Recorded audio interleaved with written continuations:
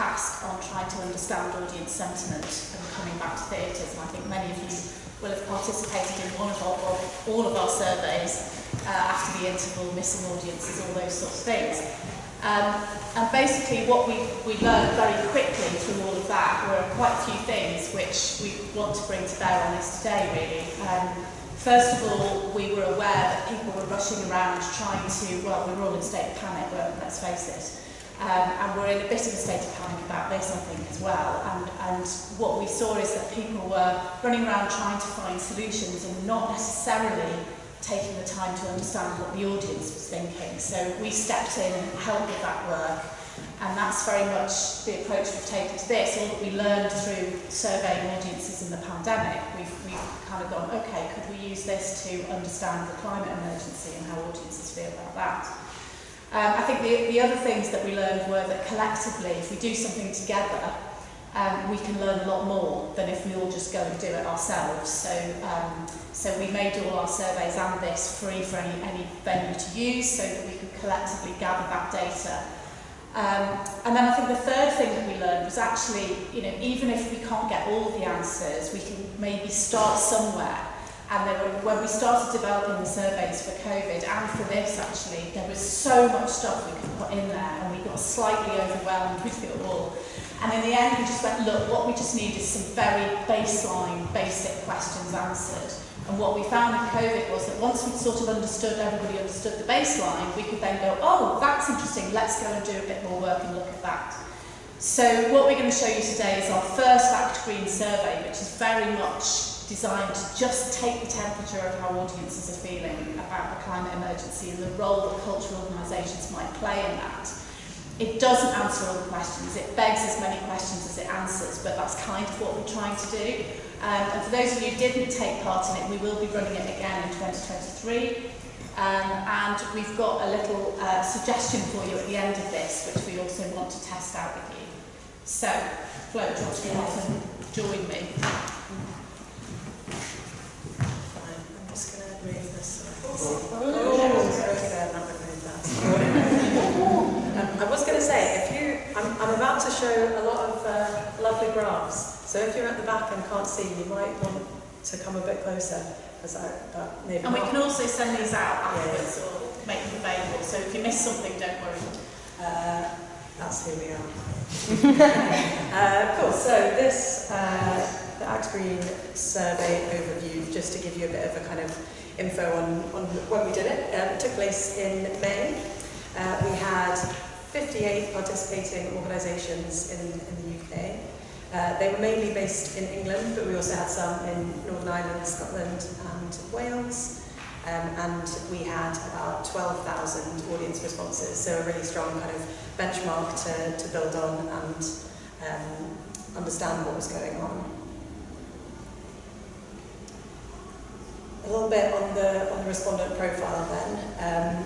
As always, that we see in our surveys, they skew slightly older than the general population. Got 58% are 55 or over. But we do think this is kind of fairly representative of cultural audiences generally, who do tend to skew a little bit older. Do you want to just explain how we sent the survey out? Yeah, sure. Yes. So organisations each had their own link to send out to their audiences, and they picked a sample basically, and we tended to suggest sending to about 3,000 to 5,000 people on their databases. So these are kind of culturally engaged people on their on the theatres or art centres databases. The gender split is slightly more female than male, which we also tend to see in our surveys, but I think this was even more so, and I think women being more kind of engaged with climate issues is also a thing that we've seen. And they are quite a frequent audience, so nearly half of them are going to something cultural at least once a month. So this is your kind of hardcore arts audience. And we had a pretty wide range of art forms that they were interested in. So if I just show you this one, the kind of musical theatre and drama are the most popular, but there's also kind of a varied set, including film, music, exhibitions. And we were also able to compare responses from different age groups, so we'll come on to that in a little bit. So this first section was basically to try and get a sense of kind of how concerned audiences were generally about the climate emergency, and crucially also to compare it with this data from the Office for National Statistics. So we use some of the same questions as in this data on public attitudes to the environment survey, so we could benchmark these kind of cultural attenders and see what was going on with them compared to general population. So the first question on that was, how worried are cultural audiences compared with the population? We asked them, how worried or unworried are you about the impact of climate change? Basically the vast majority of attenders said they were somewhat worried or very worried. And they were also more worried than the general population as a whole. So here you've got 86% of cultural audiences worried compared to 76% of the general population. And I think we did sort of predict this. We thought that they would be quite engaged, but we did have some thoughts about whether some of the kind of older audiences and that typical kind of older demographic might have some more hesitancy or a few more climate deniers, but we'll come on to that in a little bit. And we wanted to see how this played out by age, so we cut it into these 3 age groups. So we had under 35s, 35 to 54 and 55 plus. And among the respondents there isn't a kind of huge variance here. The younger ones just being kind of slightly more worried, but overall pretty much everyone is quite worried. So I'm just going to focus now on those people who said they were not at all worried or somewhat unworried or kind of neutral. So this was 14% of our respondents fell into this kind of less engaged bit. And we asked them, we just wanted to dig into this a little bit more, work out how much of a kind of barrier they were going to be to things that organisations wanted to do. So we asked, for which of the following reasons, if any, are you not worried about the impact of climate change? Basically the thing that really came out from the Act Green research was that they said there were other more urgent things to be worried about. That was nearly half of them saying that. And that interesting kind of difference down the bottom is only 11% of them saying they don't know much about climate change, compared to 35% of the general population.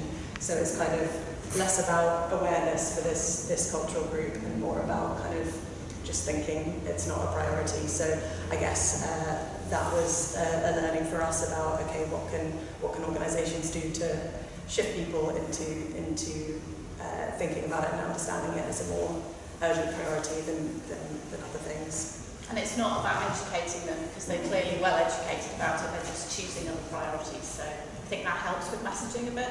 Yeah. We also asked to what extent they've made changes to their lifestyle to help tackle climate change. And again, the Act Green respondents, 21% of them, oh, I'm so sorry for mucking this up, 21% of them have made a lot of changes compared to 10% of the general population. And again, asking the kind of even smaller group who'd made no changes. So this was quite interesting. It was 14% who said they were sort of neutral about it all, but only 6% had made no changes to their lifestyle, suggesting that, yeah, this is an influenceable group. And the main reasons that they hadn't made any changes, that small group, was just that they didn't think it would have any impact and that large polluters should change before individuals. So it's kind of more about larger organisations making the change for them. So again, I think that's got really key implications for messaging, which we'll talk about in a bit. Yeah. What role do audiences expect cultural organisations to play in all of this? We asked respondents to tell us how far they agreed with this kind of fairly provocative statement, which was cultural organisations have a responsibility to influence society to make radical change to address the climate emergency. And we found that overall 77% of people agreed with that, and that was up to 86% for under 35s. And I think just, following the kind of two keynote things that we just had, that's kind of very key, or audiences want organisations to be doing this. They want them to be declaring a cultural emergency, and they kind of want to come on board with them on that journey. We then asked them how much importance they think cultural organisations currently place on playing an active role in tackling climate change. And we asked this both for organisations generally and then for the specific one who'd sent them the survey. And this was quite interesting, the kind of pretty positive with 17% saying they place great importance and 57% at least some importance. But interestingly, when it gets to kind of the specific organisation, a few more of them say they don't really know. So they kind of have a sense that organisations generally are placing some importance on this. But when it gets to the specific one, what are they actually doing? A few more of them, 25% saying, I'm not sure really. So again, that's something to do with how specific organisations are communicating what they're doing with their audiences. The next bit was all about the kind of different sustainability initiatives audience members expect from cultural organisations, and we actually structured this with the 3 sections of the Theatre Green Book, so sustainable productions, sustainable buildings, and sustainable operations. I guess just to be clear again, this wasn't particularly about using these responses to change what the organisations do, so we weren't trying to go, oh well, audiences think you should do this, so you should change the Theatre Green Book, or it wasn't about that. It was more about kind of understanding which bits of the Theatre Green Book and the things that you're doing in your organisation are important and valued, and therefore which ones you should kind of highlight in comms to organisations, really.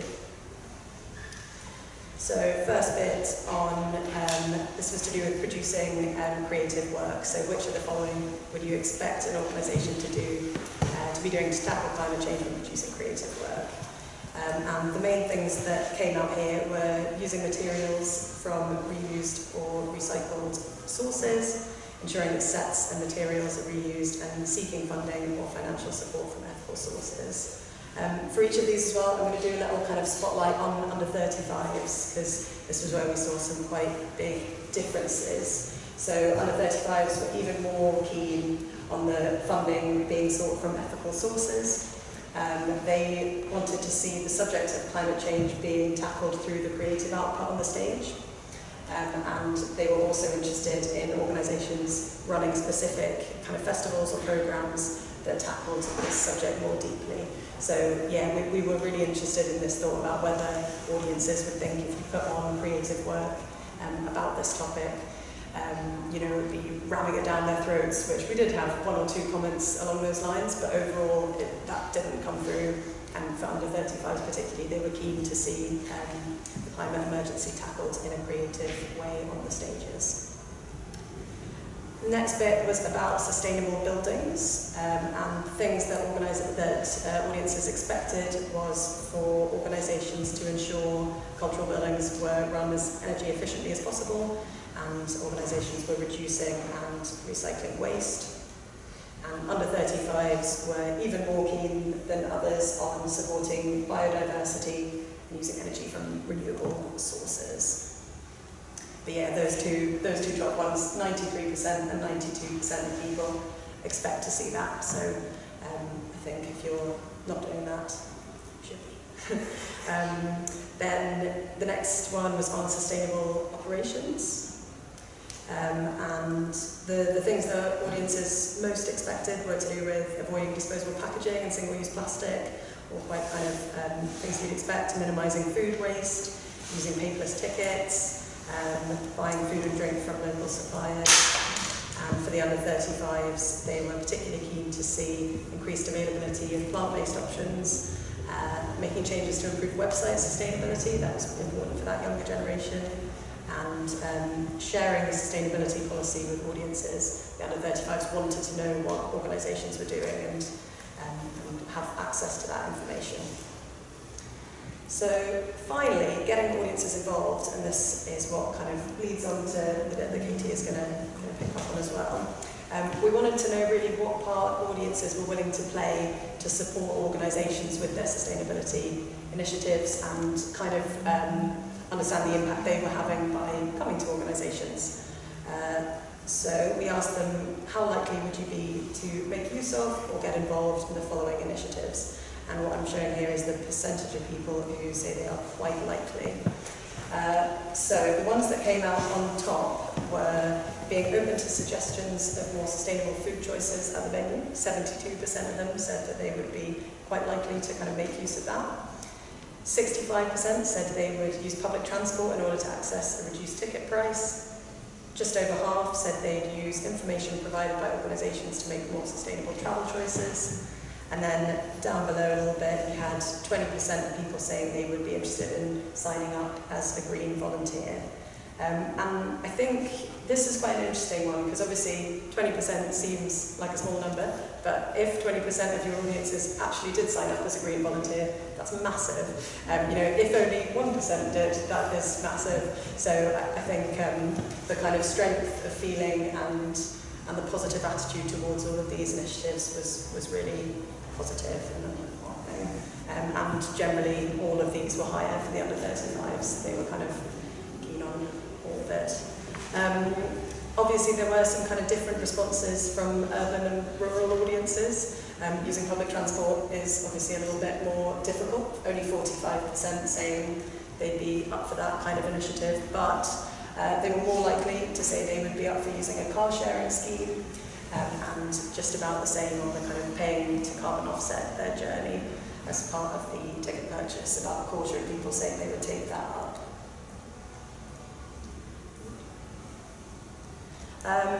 We also asked a series of kind of fundraising options, which are the following kind of things would they be likely to support.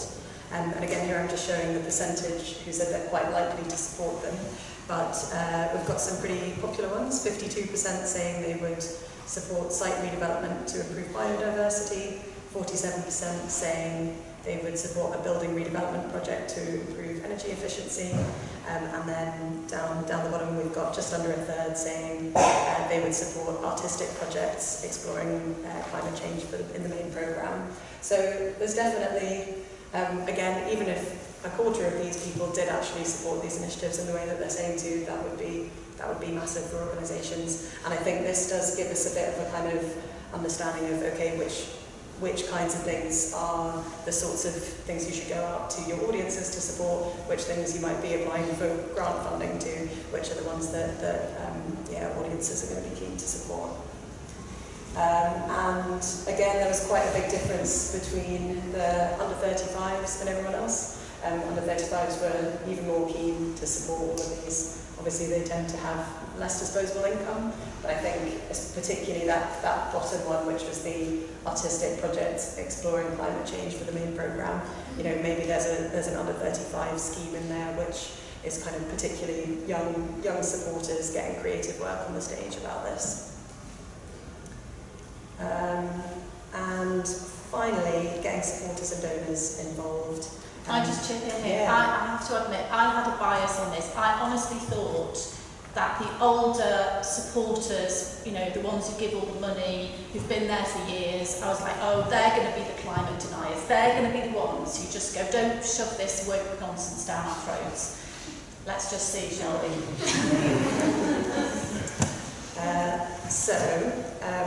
In Green overall, 62% of people said they made a donation to a cultural organisation, and 42% were regular supporters. So we've kind of looked at those two and seen what their sort of behaviour was in the main questions. And we were completely wrong about that kind of thought that we had. So when comparing how concerned these supporters and donors are compared to the rest of the respondents, they were actually much more concerned, with 90% saying that they were worried compared to 74% of non-supporters. And then when you get to what extent do they think that organisations have a responsibility to influence society, to make radical change, you had 79% agreeing compared to 67% of non-supporters. So these people who are already giving money are even more kind of behind this idea, and they want to get involved to support organisations. We then asked everyone, this was the same question that we showed you before, how likely would you be to to support these different fundraising campaigns. And yeah, unsurprisingly, the supporters, donors, kind of even more up for it than the people who are currently not giving any support. So yeah, we will share those slides afterwards because you might not have been able to see them, partly because I knocked it off the side of the screen. So I'll hand over to Katy to have a bit of a reflect on that. Thank you. Yeah, so I think there's a few observations from me on this. That firstly, your audience is absolutely want you to do this.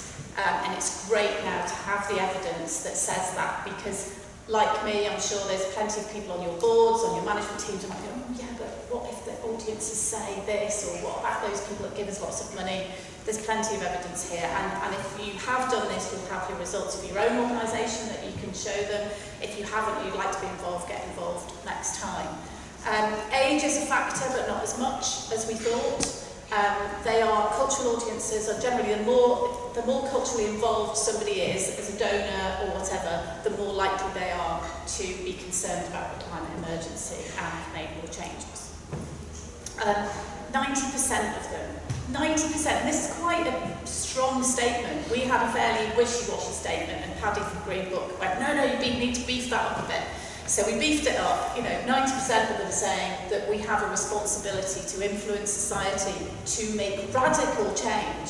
They see us as part of the solution.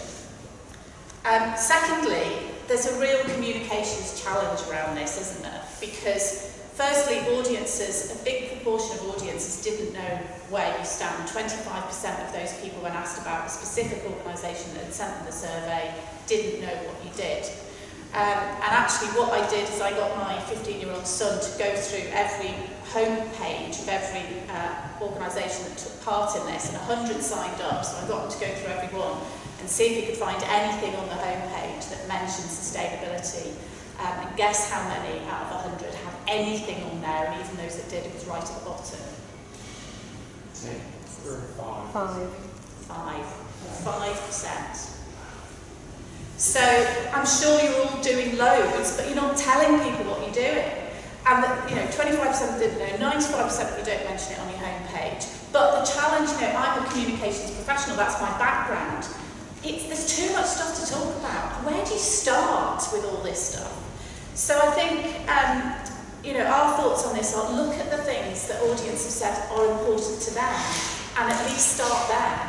Maybe have a hero project that you can be known for. So, for example, Home in Manchester have their beehives on the roof. Now, okay, that's going to do a tiny bit for biodiversity, and it's not the totality of their approach, but everybody knows they do it. And so it stands for something. It's like, oh yeah, they're the ones with beehives. Chichester Festival Theatre doing their carbon offsetting for their audiences. That's what they're known for. It doesn't mean that you're not doing all the other things. And I think it can be quite a challenge. If you ram everything down people's throats, they won't take any of it in. So think about the key messages, and also maybe think about the places that you put those messages. So, putting the messaging on the bins, as I'm sure you are all doing, about, we recycle X percentage of our waste. And some of that messaging around, if every member of our audience did X, this is the effect it would have, to try and chip away at that perception that, oh, well, what I do isn't going to make any difference. So that kind of collective approach. And what we want to pitch to you today, I feel like I'm dragon's den, is in looking at all this stuff, we're real pragmatists at Indigo. We're always like, okay, so what do we do with that? How can we do something with that information? And we've been racking our brains to think about how we could come up with something that you could all be involved in that would make a massive difference, but with minimal effort. That's what we want, isn't it?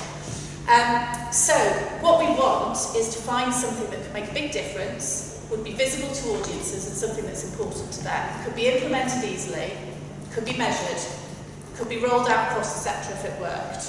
That would be great, wouldn't it? So we want to pitch to you today a project that we've come up with, a pilot project we've come up with, which is a travel pilot project for venues and festivals to use. The shared challenge, you don't need me to tell you, is basically, our benchmarking survey at the moment across the UK shows that 57% of theatre attenders travel by car. And we know from work that's been done by Julie's Bicycle and others that the audience travel to venues is often the largest part of their carbon footprint. So if we could chip away at that, we could actually make quite a big difference. What do we know from Matt Green about audiences to travel? Well, 65% of audiences said they would use public transport in order to access a reduced ticket price. 53% of them said they would use information provided by organisations to make better travel choices. And 28% would use a car sharing scheme. That was 35% in rural areas. Yeah, but we can't set up a car sharing scheme. How on earth can we do that? How can we nudge people into better? We're not in charge of the public transport system. You know, we can't do that. We can't run minibuses from rural areas. What can we do about it? And then carbon offsetting is another one. But I think that's fine, but we need to tackle the root cause as well. So we know all of this. We know that this is Cheshire Festival Theatre with their carbon offset project, hugely successful. So we know that audiences are responding to that. So we think we're onto something here.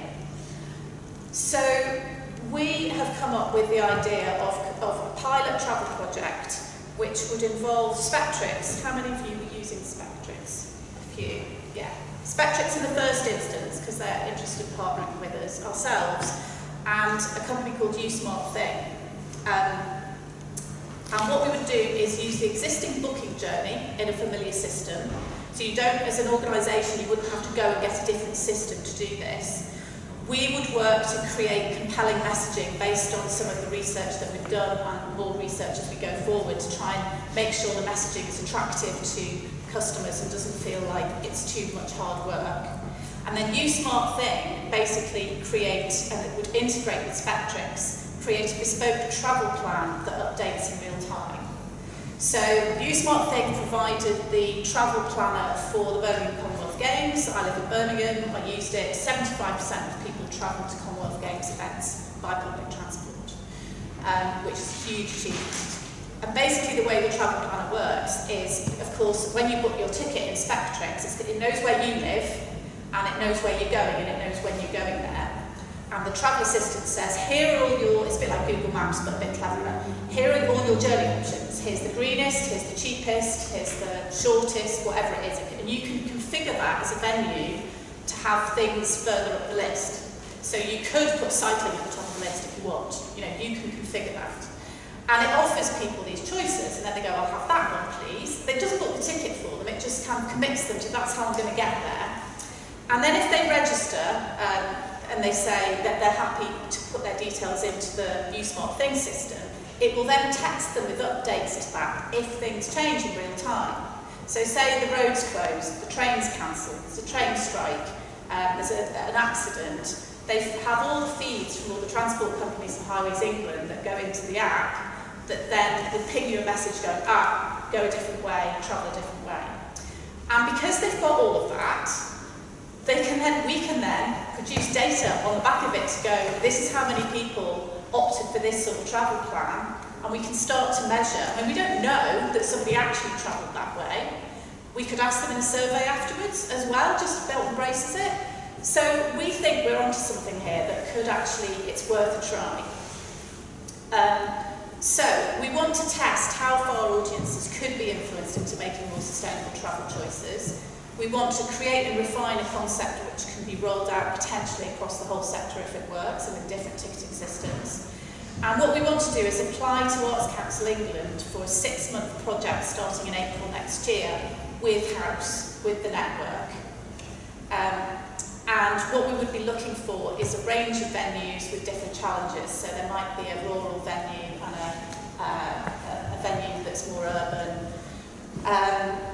And maybe a venue that's producing things in different sites, so that we could actually test different things. Oh, and I should say as well, so USmartThing, because they're a national company and they're providing these services to lots of different things, they're also working with all kinds of other providers like car sharing apps that will integrate into USmartThing. So instead of going, oh great, well I've got to do that, and then I've got to go and register for this car sharing app, and how audiences would have a one-stop shop, if you like, for their travel plan through your box office system. So we know this, we know there's different challenges for different venues, so it would be really interesting to look at some rural venues and some urban venues. So basically, I think I've explained this. So the customer selects their tickets, They're offered a range of travel options, they choose their travel plan, they can then get a reminder of their travel plan later on, they get their updates if they change, and we track the customer behaviour or what they say they're doing. So what we're looking for from you today really is, we're sticking around over lunch. We want your feedback. Do you think that we're onto something? Do you think this might work? Would your teams buy into it? Would you be interested in being involved as one of the pilot venues to help us refine this? Ideally, we're looking for Spectrix users in the first instance, just because we want to make it as easy as possible and just integrate with one system to start with, but that doesn't mean we can't do other things later. Yeah, so that's us.